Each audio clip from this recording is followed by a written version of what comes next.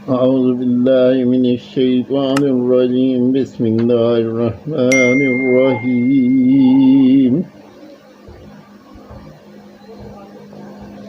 ساتواں پارہ 4 رکوع سے 5ویں رکوع تک ترجمہ پڑھ رہا ہوں۔ اللہ پاک مجھے صحیح پڑھنے کی توفیق دے اور عمل کرنے کی مجھے اور سب کو اللہ پاک توفیق دے،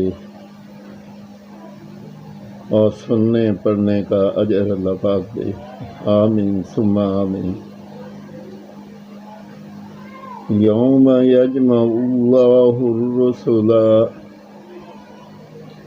جس دن اللہ جمع فرمائے گا رسولوں کو، پھر فرمائے گا تمہیں کیا جواب ملا؟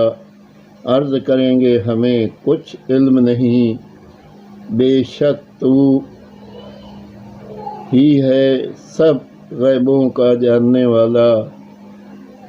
جب اللہ فرمائے گا اے مریم کے بیٹے عیسیٰ، یاد کرو میرا احسان اپنے اوپر اور اپنی ماں پر، جب میں نے پاک روح سے تیری مدد کی تو لوگوں سے باتیں کرتا پالنے میں اور پکی عمر ہو کر، اور جب میں نے تجھے سکھائی کتاب اور حکمت اور توریت اور انجیل، اور جب تو مٹی سے پرندہ کی سی موت میرے حکم سے بناتا، پھر اس میں پھونک مارتا تو وہ میرے حکم سے اڑنے لگتی، اور تو مادر ذات اندھے اور سفید داغ والے کو میرے حکم سے شفا دیتا، اور جب تو مردوں کو میرے حکم سے زندہ نکالتا، اور جب میں نے بنی اسرائیل کو تجھ سے روکا، جب تو ان کے پاس روشن نشانیاں لے کر آیا، تو ان میں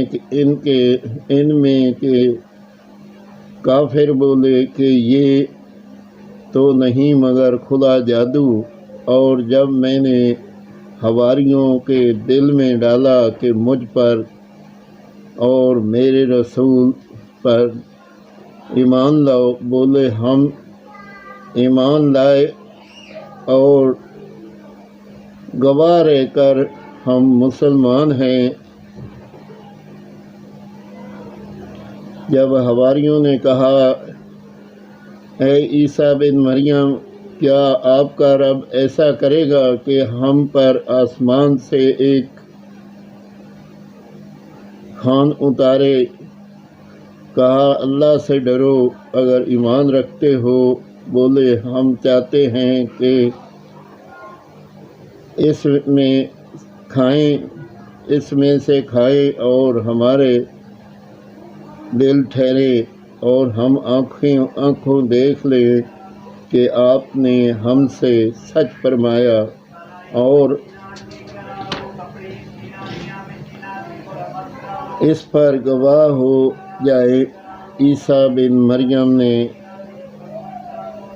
عرض کی اے اللہ، اے رب، ہم پر آسمان سے ایک خوان اتار کہ وہ ہمارے لیے عید ہو، ہمارے اگلے پچھلوں کی، اور تیری طرف سے نشانی، اور ہمیں رزق دے، تو سب سے بہتر روزی دینے والا ہے۔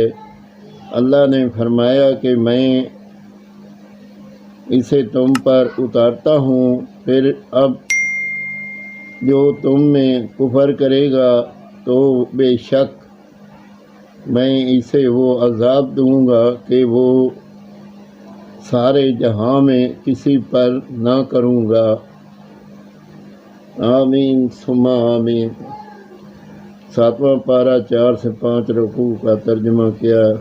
اگر کوئی غلطی ہو تو اللہ پاک معاف کرے۔ آمین ثم آمین۔